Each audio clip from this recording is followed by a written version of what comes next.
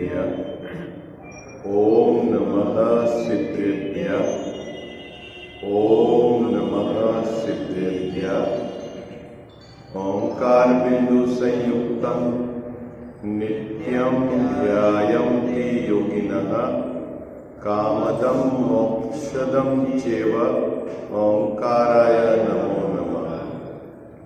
मंगलम भगवान वीरो मंगलम गौतमो गणे मंगलम कुंद कुंदार्यो जैन धर्मोस्तु मंगलम।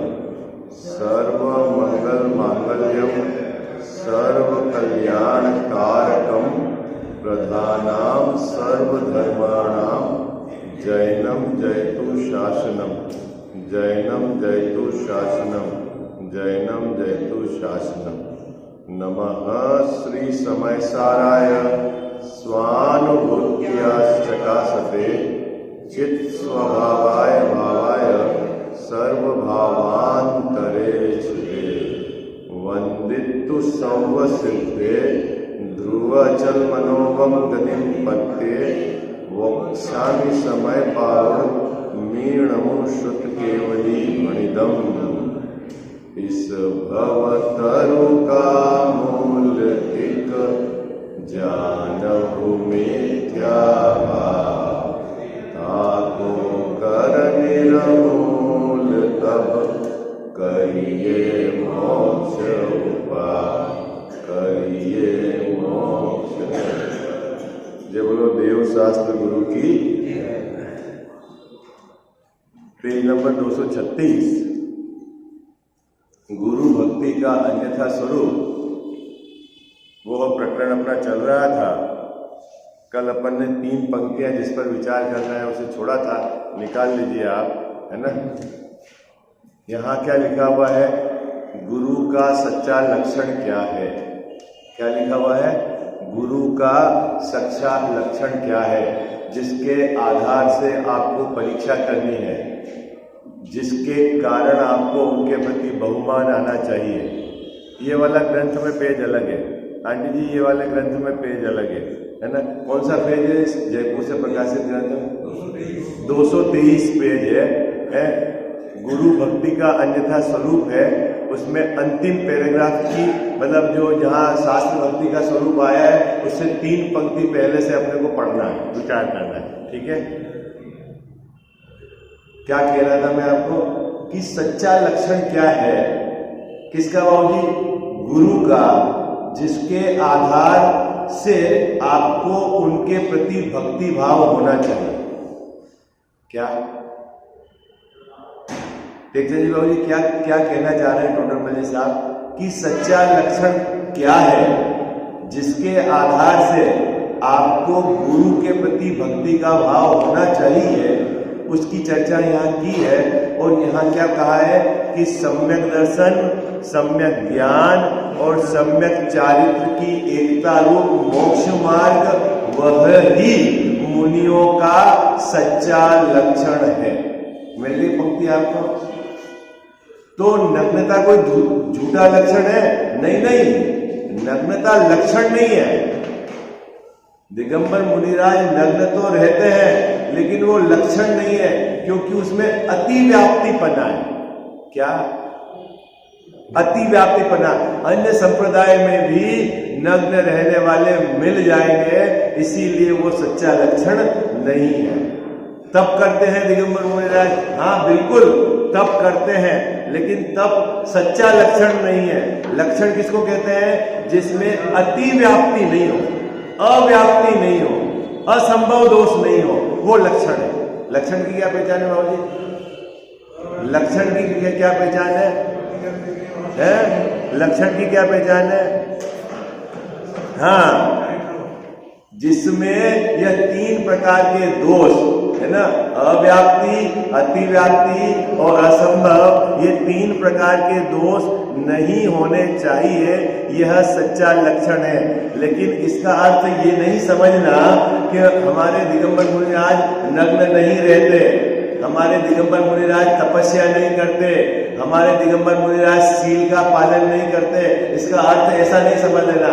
वह निश्चित तौर पर नग्न रहते हैं, खड़े लेकर आहार करते हैं, अपने पास परिग्रह नहीं रखते हैं, सील का पालन करते हैं, तपों को आदरते हैं, है ना, जीवों के प्रति करुणा का भाव होकर धर्म मार्ग में लगाते हैं। इतना सब है, लेकिन यह सब लक्षण नहीं है। तो फिर लक्षण क्या है? लक्षण क्या है? सम्यक दर्शन, सम्यक ज्ञान और सम्यक चारित्र। वो लक्षण क्यों नहीं है? वो लक्षण क्यों नहीं है? नग्नपना लक्षण क्यों नहीं है? सील का पालन, हाँ, अन्य संप्रदाय में भी इस प्रकार के बाह्य लक्षण पाए जाते हैं, इसीलिए वह सच्चा लक्षण नहीं है। यह कहकर टोडरमल्ली साहब आपको कह रहे हैं कि यदि गुरु की परीक्षा करनी है तो आपको सम्यक दर्शन ज्ञान चारित्र के आधार से परीक्षा करें। साहब हमको कैसे पता चलेगा कि सम्यक दर्शन ज्ञान चारित्र है? जैसा कैसे पता चलेगा? ये तो अंदर की बात है। देखो, आप यदि सही तरीके से परीक्षा करोगे तो आपको पता चल जाएगा। टोडरमल्ली साहब पहले लिख के आए ना, सच्ची और झूठी वस्तु को यदि प्रमाद रहित होकर यदि आप उसकी परीक्षा करोगे तो बाबूजी पकड़ में आ जाए। प्रमाद मतलब कोई आग्रह नहीं होना, उसका नाम प्रमाद। क्या ऐसा नहीं है कि आपको जगत में भी देखो नकली सोना भी बिकता है जैसा, और असली भी बिकता है, लेकिन आप नकली और असली की पहचान करना जानते हो, और अगर मान लो नहीं भी जानते हो तो आप इतनी तो बुद्धि लगाते हो कि मैं मशीन पे चेक करा लूं, हॉलमार्क देख लो, इतनी तो बुद्धि लगाते हो सोने के भले पहचान। बोलो बाबूजी इतना तो लगाते हैं? और धर्म के क्षेत्र में, धर्म के क्षेत्र में यदि आपको समझ में नहीं आ रही है तो आगम के आधार से समझ लो, विशेष ज्ञानियों से पूछ लो कि इस प्रकार का होना है कि होता है कि नहीं है? लेकिन सबसे बड़ी बात क्या है कि इसने धर्म के कार्य को तो सबसे हीन दर्जे का रख रखा है बाबा। इसमें तो कुछ भी करेंगे तो चलेगा, धर्म हो जाएगा, है ना? अरे बाबूजी, पर उनकी वाणी से पता चल जाएगा वस्तु का स्वरूप सही कह रहे कि नहीं कह रहे। उनके बाहर में 28 मूल के पालन से आपको पता चल जाएगा। ऐसा है, इसलिए तो बाहर के लक्षण की भी चर्चा की है दिगंबर संप्रदाय में।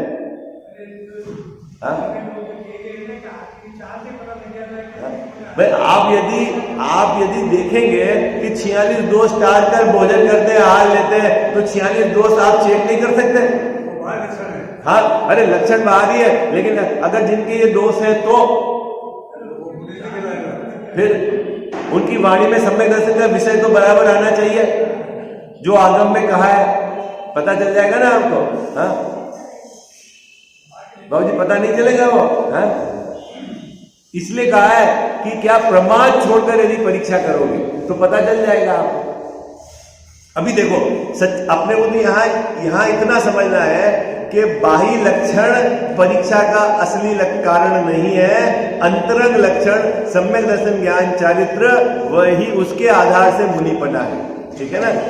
इस पंक्ति का ये अर्थ है, क्योंकि यह पहचान हो जाए। किसकी पहचान हो जाए? ये किसकी बात चल रही है? वह व्यवहाराभासी मिथ्या दृष्टि यदि यह पहचान कर ले, उसकी श्रद्धा में क्या मुख्यता किसकी आ जाए? सम्यक दर्शन ज्ञान चारित्र की मुख्यता आ जाए बाबूजी, तो फिर वो मिथ्या दृष्टि नहीं रहेगा। सम्यक दर्शन ज्ञान चारित्र की मुख्यता तो साहब आप पर्याय की मुख्यता कर रहे हो। नहीं, भावना में सम्यक दर्शन ज्ञान चारित्र की मुख्यता। और किसके कारण सम्यक दर्शन ज्ञान चारित्र प्रकट होता है? ऐसा मेरा ज्ञान स्वभाव, उसके मुख्यता आ जाएगी, और जब उसकी मुख्यता आ जाएगी तो उसके मिथ्यात्व नहीं रहे। ये कहना चाह रहे हैं, ठीक है? क्योंकि यह पहचान हो जाए तो मिथ्या दृष्टि रहते नहीं। इस प्रकार यदि मुनियों का सच्चा स्वरूप ही नहीं जानेंगे तो सच्ची भक्ति कैसे होगी? ये गजब की बात है। आजकल तो ये बैनर लगने लग गया, मुनि भक्त, नाम लगाने लग गए मुनि भक्त। अब टोडरमल्ली साहब तो कोई दूसरी बात कर रहे हैं। क्या कह रहे हैं गजावत साहब? क्या कि मुनि भक्त कौन? सच्चा मुनि भक्त कौन? बोलो भाई, सच्चा मुनि भक्त कौन? बोलो, जो मुनि भगवंतों का सच्चा स्वरूप जानता हो, जिसकी परिणति में धर्म प्रकट हुआ हो, ऐसा सम्यक दृष्टि जीव ही मुनिराज का सच्चा भक्त है। बोलो। और आजकल तो भक्त का तो जैन साहब अलग ही एंगल हो गया है। बाबू जी कौन समझावे भोले जी को है? क्या पंक्ति, कितनी सुंदर पंक्ति लिखी। क्या लिखी गजावत साहब पंक्ति? थोड़ा क्या लिखी?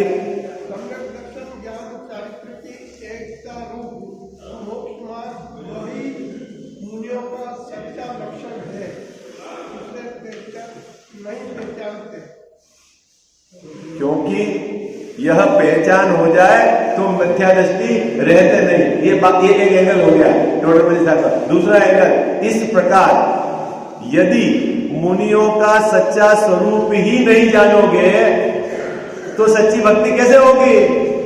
ये प्रश्न लगाया टोटल मल्ली साहब है। बाबू जी, सच्ची भक्ति के लिए सच्चा स्वरूप जानना पड़ेगा आपको है? आपको मित्रता का सच्चा स्वरूप मालूम ही नहीं है तो सच्ची मित्रता कैसे रहेगी? जैन साहब बताओ है? अब मुनि भक्तों को पूछो आप कि भैया क्या स्वरूप है सच्चा? हाँ, हम तो नहीं जानते, हम भक्त हैं। तो टोटल मल्ली साहब कह रहे हैं वो काहे के भक्त है? आप खुद देखो कि बहुमान किसके कारण आएगा।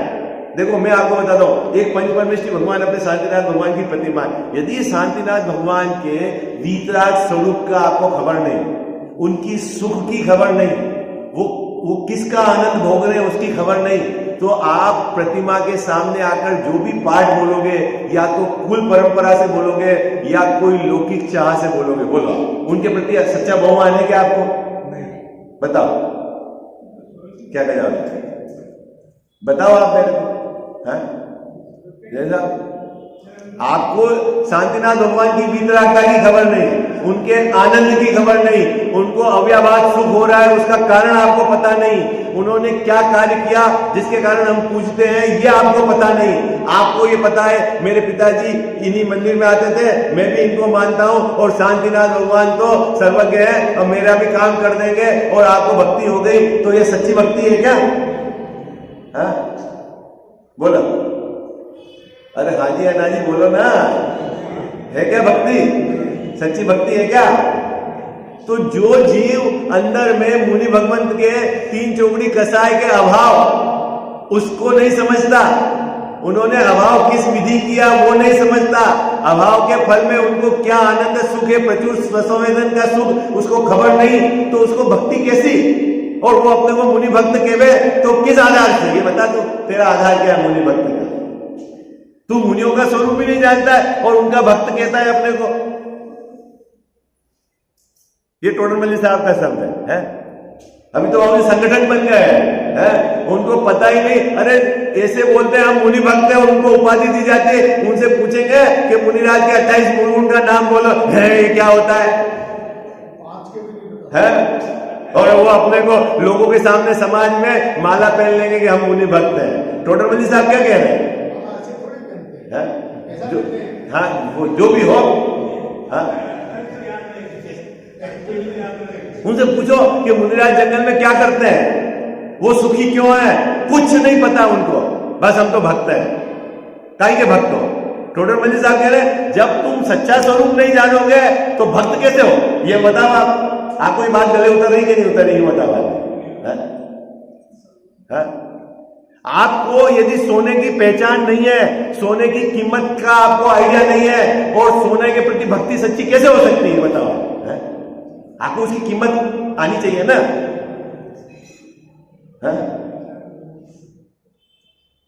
देखो क्या कितनी सुंदर बात लिखी है। देखो मैं आपको कह रहा हूं ना, मध्यस्थ भाव से सुनोगे तो आपको इसमें लगेगा माल है, और आपको कोई भी पक्ष होगा साहब ये तो क्या लिख दिया, ये क्या लिख दिया, विचार तो करो। कैसा उनका जीवन है, कैसी उनकी क्षमता है मुनिराज का, आपको पता है? कैसा उनके परिणाम में कितनी विशुद्धता रहती है। 80 प्रहार है, अर्घ उतार है, मुखचंद्र से अमृत झरे। क्या तेजावर साहब, कैसे हमारे दिगंबर मुनिराज है? कोई यदि उनके ऊपर सर्प डाले या कोई सर्प हटावे बाबूजी तो भी धर्म वृद्धि है। किसी के है, कभी भी कैसे भी जीव के प्रति उनके मुख से तो आत्म कल्याण की बात ही निकलेगी। वो तो हमारे मुनिराज है? अब उसको तो खबर ही नहीं है, जिसके लिए कांच और कंचन एक जैसा है? महल और शमशान एक जैसा है। आपको लगता है क्या जबरदस्त परिणति होगी उनके अंदर में है? किसी को अपन बोल देते हैं पाठ, जनता आप जो अपन बोलते हैं उनके स्वरूप के संबंध में विचार करो। उस तरह की परिणति वाला जीव कैसा होगा है? उसकी तो खबर नहीं है। मठ बना लिए, संगठन बना लिए, ग्रुप बना लिए, झगड़ा और नाम करने के लिए हम तो मुनि भक्त हैं।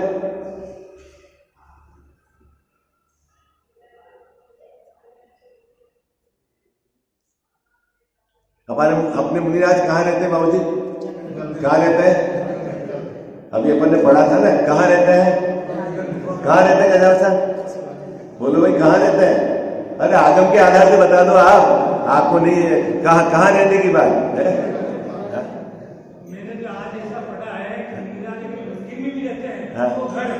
हाँ, वो घर है, उन्होंने घर पढ़ा है ना, ये मंदिर भी तो घर है। और अभी आप तो त्यागी हो गए, भवन बनाने लग गए और आपने मकान तो 2 रूम का है और उनके 20-20 रूम के बनाने लग गए हो आप। हाँ, फिर त्यागी वृत्ति किस बात के बाबू? हाँ,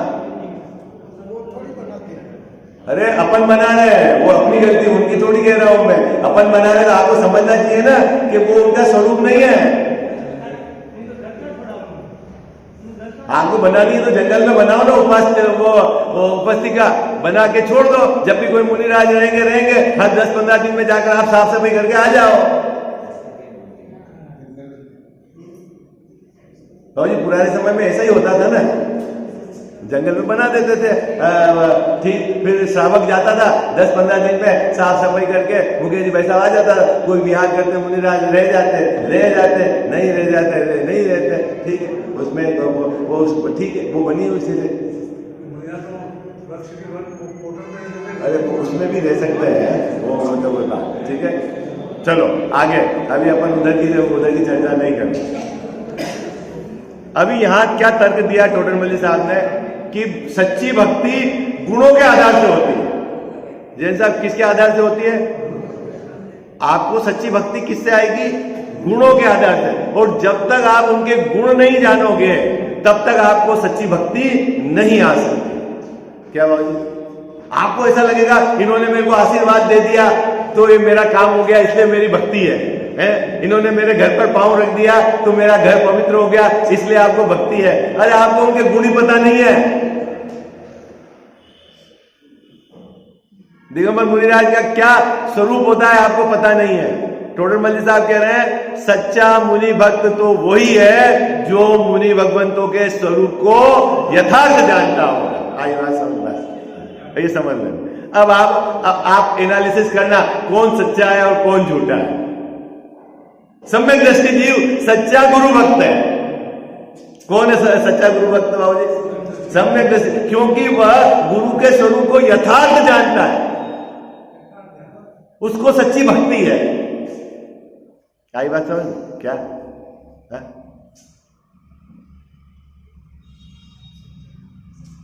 पुण्य बंध के कारणभूत शुभ क्रिया रूप गुणों को पहचान कर उनकी सेवा से अपना भला होना जानकर उसमें अनुरागी होकर भक्ति करते हैं। मिथ्या दृष्टि क्या करता है? मिथ्या दृष्टि क्या करता है? व्यवहाराभासी क्या करता है गजानन साहब? कि मेरे को पुण्य का बंध हो जाएगा, उनका आशीर्वाद मिल जाएगा, उनकी कृपा हो जाएगी, उससे मेरा काम हो जाएगा, ऐसा मानकर उनके प्रति अनुराग होता है? तो वो सच्चा अनुराग भक्ति नहीं है, वो मिथ्या दृष्टि। क्या लिखा है? पुण्य बंध के कारणभूत शुभ क्रिया रूप गुणों को पहचान कर बाहर में जिन क्रियाओं के मंद कसाय के परिणाम से जिनसे उनको पुण्य बंद होता है, ऐसी क्रियाओं को देखकर जिस जीव की उनके प्रति भक्ति बहुमान हुआ है वह सच्ची भक्ति नहीं है। इस प्रकार गुरु भक्ति का स्वरूप कहा है ना, थोड़ा कहा है, एक एक पंक्ति पर आप गहराई से विचार करना। विशेष ज्ञानियों ने जो इसका खुलासा करा है, आपको अवसर मिले तो उनकी बात भी सुनना और शांत चित्त से रहकर विचार करना। यदि हमारी श्रद्धा, हमारी मान्यता भी इस प्रकार की है कि हम बाहर की शुभ क्रिया के आधार से उनको यदि हम मुनि मानते हैं या उनके प्रति हमारी भक्ति है, तो भी हम अभी किस कैटेगरी में है? व्यवहाराभासी मिथ्या दृष्टि है। इतनी बात यहाँ समझनी है, ठीक है। दो बातें हो गई, देव के स्वरूप का अन्यथा गुरु के स्वरूप। अब शास्त्र भक्ति, शास्त्र के प्रति भक्ति पाई जाती है तो कैसे पाई जाती है? जैसा अभी बहुत शांत चित्त से सुनना और आप विचार करना कि टोडरमल जी साहब जैसा कितना जबरदस्त उनका चिंतन होगा, कितना उन्होंने गहराई से इसको विचार किया। क्योंकि अपन तो रोज स्वाध्याय करते हैं, है ना, अपने जिनवाणी को पूछते हैं, जिनवाणी घर में विराजमान कर रखी है। अब असली हमारे को शास्त्र भक्ति है कि नहीं है, अब उसकी चर्चा करते हैं, ठीक है। कितने ही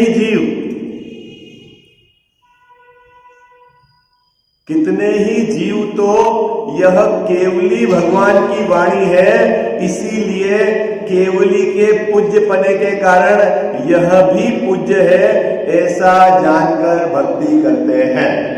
शास्त्र की भक्ति क्यों करते हैं? शास्त्र की भक्ति क्यों करते हैं गजानन साहब? कि केवली भगवान की वाणी है। शास्त्र की भक्ति को कौन करता है? केवली भगवान की वाणी है। जिनवाणी कैसी है? केवली भगवान की वाणी है। वो ऐसा मानकर वो क्या करते हैं? शास्त्र की भक्ति करते हैं। गजब की बात है। तो क्या केवली भगवान की वाणी नहीं है बाबूजी? है केवली भगवान की वाणी है, तो वो केवली भगवान की वाणी मानकर भक्ति करे तो क्या गड़बड़ी है? भगवान की वाणी को समझता नहीं है अभी इसमें क्या गड़बड़ी मैं आपको बताता हूं। देखो कैलाश साहब, बहुत मार्मिक बात समझो आप। क्या कि ये शास्त्र है, ठीक है। अभी आपने विचार किया ये सही है कि गलत है, क्या आपको पता है? आप इसके नमस्कार क्यों करते हो इसको? आप कहोगे साहब इसमें आगे महावीर भगवान का फोटो है या सम्यक दर्शन ज्ञान चारित्र लिखा हुआ है, तो सम्यक दर्शन ज्ञान चारित्र लिखा हुआ है, इसके लिखने से ये सही हो गया? महावीर भगवान का फोटो लगाने से सही हो गया? हमारे पिताजी भी दर्शन करते हैं, इसके आधार से ये सही हो गया? आपने कहा कि केवली भगवान की वाणी है, लेकिन ये वेरीफाई तो करो कि ये केवली भगवान की वाणी है। भाई ये तो नक्की करो कि ये वाणी केवली भगवान की है। आई बात समझ में? क्या बाबूजी, कितने ही लोग शास्त्र की भक्ति तो करते हैं, लेकिन क्या मानते हैं कि केवली भगवान की वाणी है? इसमें क्या लिखा है न तो वो पढ़ते हैं न उसके संबंध में विचार करते हैं। ये तो हमारे शास्त्र है और हमको इनको पूजना है। देव शास्त्र गुरु तीन रतन और तीन रतन के करतार हैं। क्या पूजा में बोलेंगे ना, आप बोलते हो ना तीन रतन करतार है। कौन? क्या हो जी? देव शास्त्र गुरु। और हमारे यहाँ तो ऐसा है उधर की तरफ कि देव तो है जो प्रतिमा विराजमान कर ली, और गुरु के प्रति तो मैंने बताया जैसी भक्ति है साहब, हम असली गुरु भक्ति, और शास्त्र तो सिर्फ रख के ढोक देने के लिए, पढ़ना नहीं है। बिल्कुल सही कहा। क्या भाई? उसके संबंध में विचार नहीं करना है, पूर्वापर मिलान नहीं करना है, चारों अनुयोग की कथन पद्धति को नहीं समझना है, आचार्य भगवान ने क्या बात कही है, सुखी होने की क्या विधि बताई है, उसको नहीं समझना है। पूजा तो करते हैं वो खड़े रहकर, क्या बोलते हैं, क्या पूजा करते हैं जैसा है, तीन रतन को करने वाले हैं, सम्यक दर्शन ज्ञान चारित्र को देने वाले हैं। कौन बाबूजी? देव शास्त्र गुरु है? किसी के भी यहाँ जाते हैं ना खजावर साहब, तो उनके यहाँ वो जो संग्रहालय शास्त्र रखे हुए ना वो दिखाते हैं। क्या क्या दिखाते हैं जैन साहब? देखो ये शास्त्र रखे हुए हैं। अभी उनसे धीरे से पूछो कि कितने का आपने मौलिक रूप से स्वाध्याय किया? नहीं साहब, अब समय निकालूंगा जब करूंगा। क्या करेगा? क्या करेगा बाबूजी? जब समय निकालूंगा तो करूंगा। तो वो शास्त्र सिर्फ पद्धति बुद्धि से रख रखे हैं उसने।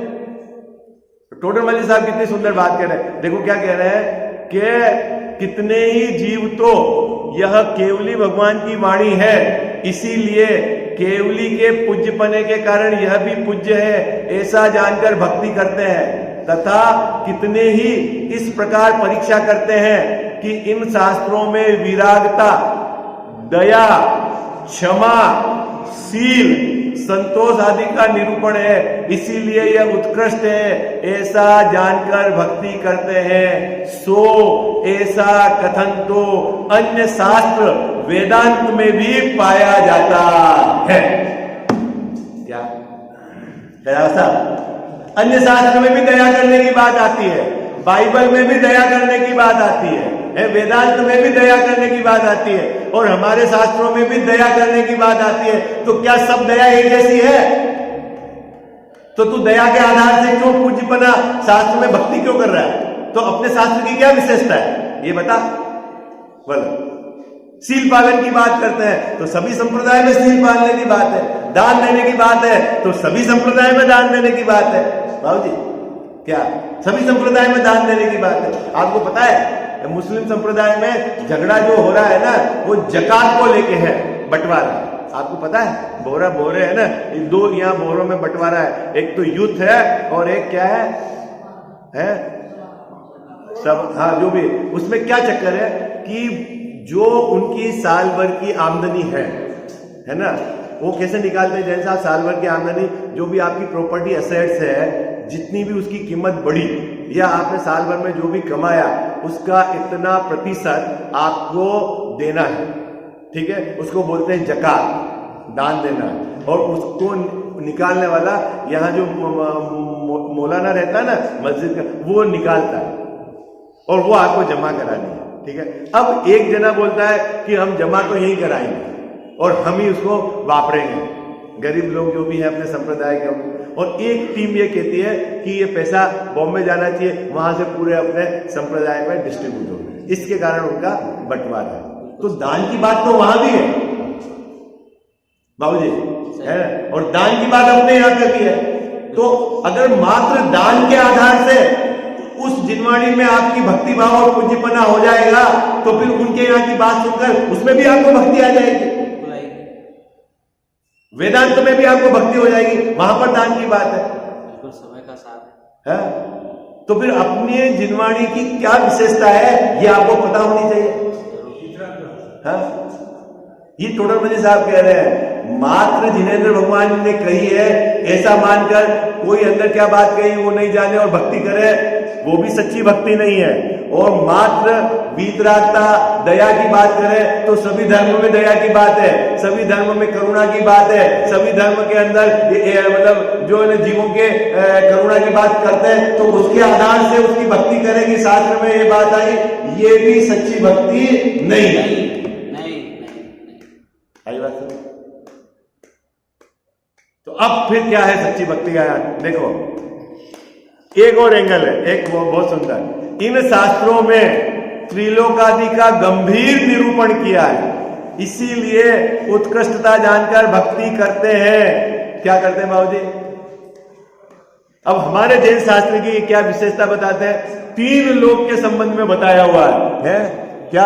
अलोकाकाश, फिर उसमें एक लोकाकाश, फिर ये 14 राजू, फिर इसके अंदर जैन साहब इतनी ये मध्य लोक, फिर इतनी समुद्र, इतना ये कितनी सूक्ष्म चर्चा है। कहाँ जीव, कहाँ भोग भूमि, कहाँ कर्म भूमि, कहाँ काल परिवर्तन, ये सब बताया है। ऐसी बातें सुनकर इसको महिमा आती है। तो टोडर मल्ली साहब कहते हैं परंतु यहाँ अनुमानादि का तो प्रवेश है नहीं।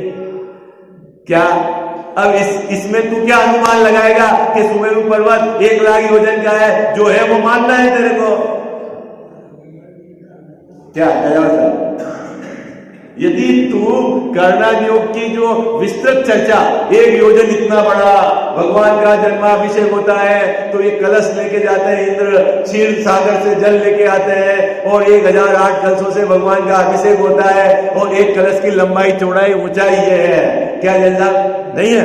ठीक है, तो इस बात को यदि इसके कारण तेरे को यदि शास्त्र के प्रति भक्ति आती है तो बोले कि तेरे को तो अनुमान में ही पकड़ में नहीं आ रहा है कि क्या चीज होगी, क्या लिखा हुआ टोटल, परंतु यहां अनुमानादिक का तो प्रवेश है नहीं, इसीलिए सत्य और असत्य का निर्णय करके महिमा कैसे जाने?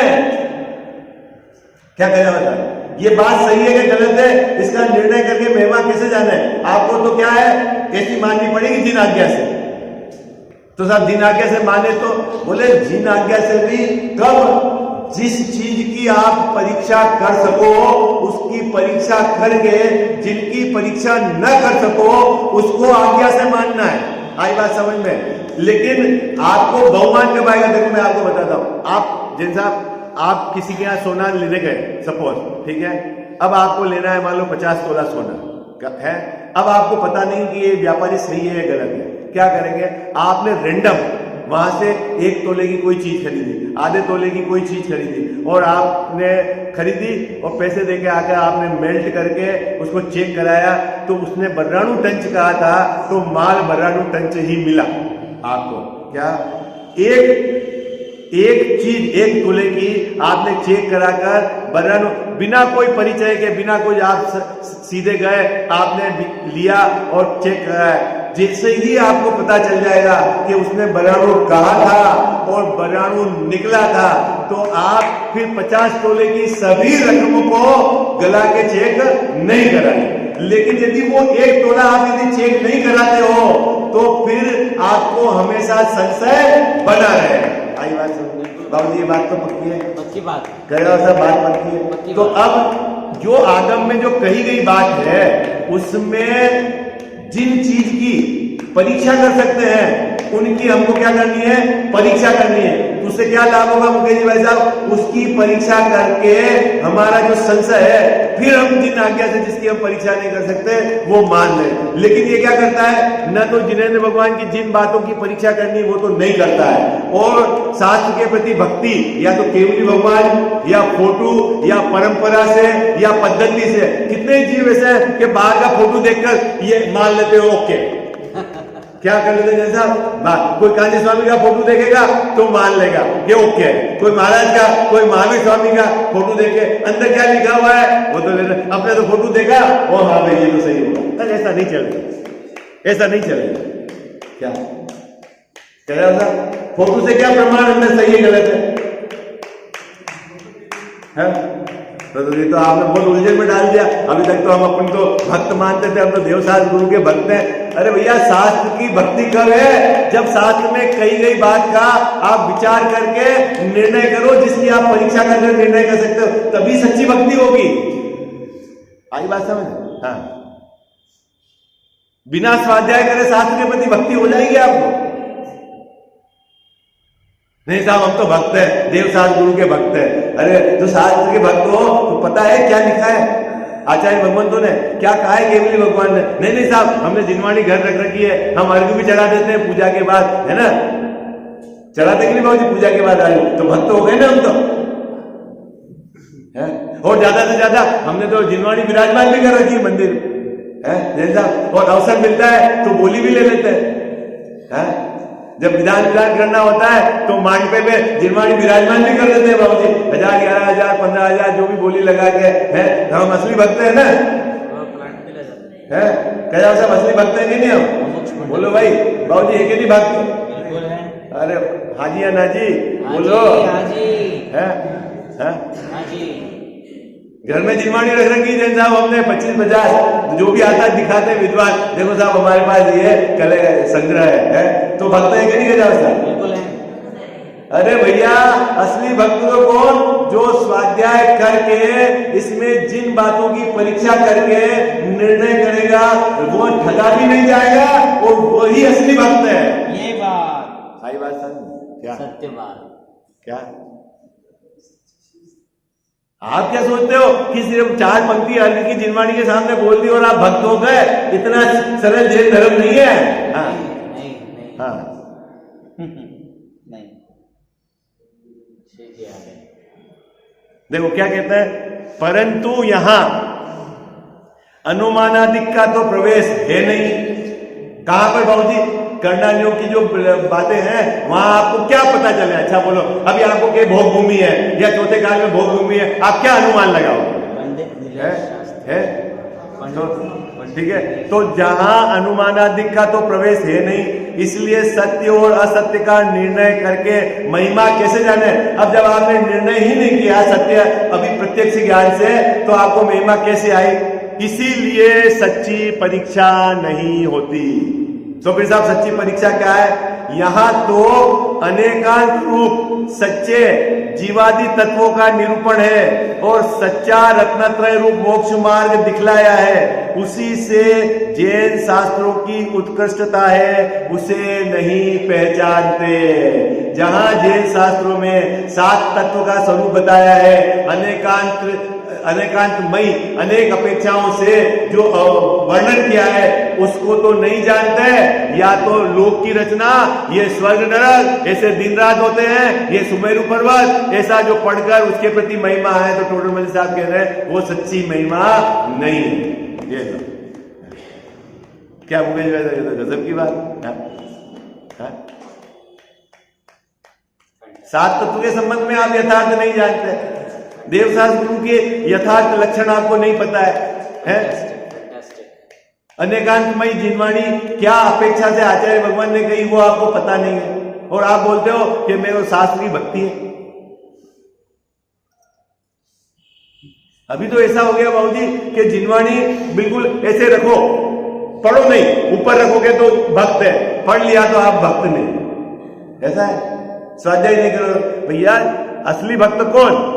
बोलो रितु बाबू जी, आप जिनवाणी को बहुत केयर से बिल्कुल बढ़िया से कपड़ा में लपेट कर रखते हैं और एक जीव स्वाध्याय करता है, दोनों में भक्त कौन है? तो आप भक्त हो के नहीं? बोलो कौन मौलिक स्वाध्याय करता है? बताओ आप घर पे 1 घंटा 1.5 घंटा 2 घंटा कम से कम ग्रंथ को लेके सीधा स्वाध्याय कौन करता है? बस 5 लोग, आप 50 में थे। हाँ? क्या दिक्कत है आपको स्वाध्याय करने में? है साहब ये सब कपाट खुल जाएंगे, मिथ्या हो गया, सब धूल उड़ जाएंगी यहाँ से। है भाई, आपको यदि सच्चाई पता चल जाएगी तो अच्छी बात है ना। प्रतिज्ञा लो, आप स्वाध्याय करेंगे हम, और क्या 7 तत्व के संबंध में यथार्थ जानेंगे। बिल्कुल भैया, क्योंकि वहां आप तर्क लगा सकते हैं, युक्ति लगा सकते हैं, अनुमान लगा सकते हैं, हे उपाधे ये सब आप नक्की तो करो, उसको तो जानते नहीं। और हम शास्त्र की भक्ति करते हैं, है ना? नहीं तो क्या होगा, शाम को भक्ति होती है ना 1 घंटा बाबूजी, उसमें आधा घंटा नाच लेते हैं और मारी माँ जिनवाणी, मारी माँ जिनवाणी कर लिया और देखो हमने भक्ति कर ली। तो ऐसे भक्ति है क्या? नहीं, बिल्कुल है? बिल्कुल नहीं बाबूजी, ऐसे भक्ति होती है क्या? बोलो भाई, शास्त्र की भक्ति कैसे है? जीवन। हाँ, स्वाध्याय नहीं करेंगे तो आपको शास्त्र की भक्ति नहीं, सीधी बात है। और स्वाध्याय में भी भक्ति 7 तत्व का यथार्थ स्वरूप समझना है। आई बात समझ? ये बात कह रहे हैं, देखो क्या कह रहे हैं, उसी से जैन शास्त्रों की उत्कृष्टता है। जैन शास्त्रों में बाबूजी त्रिलोक का वर्णन है, इससे उत्कृष्टता है नहीं। किससे उत्कृष्टता है साहब? जैन शास्त्रों की। 7 तत्व के संबंध में यथार्थ निरूपण कर रखा है, जिसके आधार से जीव की परिणति में मोक्ष मार्ग का यथार्थ उद्देश्य प्रकट कर सकता है। इसके कारण जैन दया की बात है जैन शास्त्रों में, इसलिए जैन शास्त्र उत्कृष्ट नहीं है, क्योंकि सभी आमनाएं में दया की बात है। दान देने की बात के कारण जैन शास्त्र उत्कृष्ट नहीं है। अपनी परिणति में रत्नत्रय का दान कैसे दिया जाए वो ट्रिक सिखाई, इसलिए उत्कृष्ट है। आई बात समझ में? कैसे उत्कृष्ट है बोलो? अब पसीना छूट रहा है मुकेश वैसा क्यों उत्कृष्ट है हमारे शास्त्र? कि यह दान की बात है, तप की बात है, सील की बात है, ब्रह्मचर्य बहिरंग ब्रह्मचर्य की बात है, उससे नहीं, उससे ज्यादा तो 7 तत्व के संबंध में जो यथार्थ स्वरूप वो बताया है, उसके कारण उत्कृष्टता है। बिल्कुल सही बात। हाँ? हमने तो देखा सुमेरु पर्वत, इतने देव, ये ज्योतिषी देव, यहाँ तक उनके गमन होते हैं, जम्बूद्वीप में 2 सूरज, ये चंद्रमा, इसके कारण उत्कृष्टता है बाबूजी, ऐसा तो कहीं मिलता ही नहीं है दूसरे अन्य। अरे नहीं, उसमें कुछ दम नहीं है। गजब की बात। बोलो, आप सोच सकते हो बाबूजी इस एंगल से? बिल्कुल। जो टोडरमल्ली साहब ने कितना बारीक एंगल निकाला। क्या कहते हैं? यहां तो अनेकांत रूप सच्चे जीवादि तत्वों का निरूपण है, 7 तत्वों की यहाँ बात है, इसलिए जैन शास्त्र उत्कृष्ट है। मुकेश भाई साहब, अपना जो जैन शास्त्र उत्कृष्ट क्यों है? उसमें दया की बात है इसलिए नहीं, उसमें सील की बात है इसलिए नहीं, उसमें तप की बात है इसलिए नहीं। उत्कृष्ट क्यों है? वो बात तो है, लेकिन इसलिए उत्कृष्ट है, जीवादि 7 तत्वों की बात है, ये इसलिए उत्कृष्ट है। अगर आपको उसके आधार से उत्कृष्टता नहीं आए तो समझ लेना आपको शास्त्र की सच्ची भक्ति नहीं, क्योंकि यह पहचान हो जाए तो मिथ्या दृष्टि रहते नहीं। गजब की बात है। देखो क्या एंगल है टोडरमल्ली साहब का, कि ये जो व्यवहारवासी मिथ्या दृष्टि, धर्म बुद्धि धर्म धारा, शास्त्र की भक्ति तो है और मिथ्या दृष्टि भी है। क्या शास्त्र की भक्ति तो है, तो टोडरमल्ली साहब कह रहे हैं कि तू जिसके आधार से भक्ति करता है वो सच्ची नहीं है, और सच्ची भक्ति ये है। गुरु की भक्ति तो है लेकिन मिथ्या दृष्टि है, तो तू जिसके आधार से गुरु की भक्ति करता है वो तेरे आधार सही नहीं है, इसलिए तू मिथ्या दृष्टि है। देव की भक्ति तो है लेकिन देव की भक्ति का तू कारण नहीं जानता है, तू समोसरण के कारण देव की भक्ति करता है ना। 100 इंद्र उपस्थित रहते हैं इसलिए देव की महिमा आती है तेरे को, अनेक ऋतुओं के फल एक साथ होते हैं इसलिए देव की महिमा आती है, 5000 धनुष ऊपर अधर में जो अपना समोसरण विराजता है इसलिए देव की महिमा आती है। बोले ये तेरी सच्ची भक्ति का कारण नहीं है, तेरे को देव की वितरागता की महिमा नहीं आती, तेरे को गुरु की वितरागता की महिमा नहीं आती, और शास्त्र में 7 तत्वों के संबंध में जो बात कही उसकी महिमा नहीं आती, तो तेरे को सच्ची भक्ति नहीं। यह है मुद्दा, विशेष चर्चा अपना कर। मिथ्यातम नाश वेकु ज्ञान के प्रकाश वेकु आपा पर भाषा वेकु भानु शिव खानी है। छहु द्रव्य जान वेकु बंध विधि भान वेकु स्वपर पिछान वेकु परम प्रमाणी है। अनुभव बताय वेकु जीव के जताय वेकु काहू न सताय वेकु भव्य और आने है। जहाँ तहाँ तार वेकु पार के उतार वेकु सुख विस्तार वेकु यही जिन वाणी है। जा वाणी के ज्ञान ते सूझे लोकालोक, सो वाणी मस्तक चढ़ो सदा देत हूँ धोख।